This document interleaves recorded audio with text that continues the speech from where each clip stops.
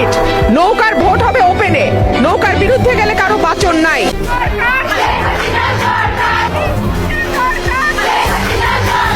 এবার কপাল পড়ল বিএনপির শীর্ষ দুই নেতা ও নেত্রী দল থেকে পল্টি দিয়ে জয়গান গাচ্ছেন আওয়ামী লীগের। প্রিয় দর্শক, বিস্তারিত জানতে আমাদের সাথেই থাকুন। বিএনপির এত বড় দুই নেতা ও নেত্রীর পল্টি মেনে নিতে পারছেন না বিএনপির নেতাকর্মীরা। বৈষম্য বিরোধী ছাত্র আন্দোলনের মধ্য দিয়ে শেখ হাসিনা সরকারের পতন হলে সব থেকে আনন্দ ও জয়লাভ করেছিলেন বিএনপির নেতাকর্মী ও বিএনপির দল। তবে বর্তমানে ডক্টর ইউনূস সরকার গঠিত হলে তিনি দেশ পরিচালনা করতে গিয়ে হিমশিম খাওয়াতে বিএনপির শীর্ষ নেত্রী রুমিন ফারহানা বলেন, অন্তর্বর্তীকালীন সরকার বাংলাদেশের জনগণকে নিরাপত্তা দিতে ব্যর্থ।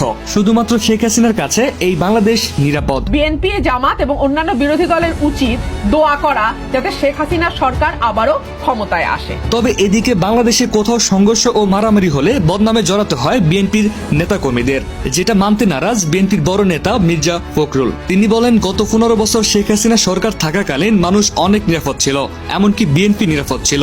বিএনপির দুই বড় নেতা ও নেত্রী যখন আওয়ামী লীগের প্রশংসা করছেন, যেটা দেখে অনেকেই মনে করছেন বিএনপির বড় এই দুই নেতা ও নেত্রী দল থেকে পল্টি দিয়েছেন। জন্মই হয় আর জিয়া রহমান সাহেব তখন ডেপুটি চিফ ছিলেন, আর্মির চিফও ছিলেন না। এক নেতা, এক দেশ, বঙ্গবন্ধু বাংলা। দর্শক, আপনার কি মনে হয় মির্জা ফখরুল ও রুমিন ফারহানা আসলে কি দল থেকে পল্টি দিয়েছেন? জানিয়ে দিন আপনার মূল্যবান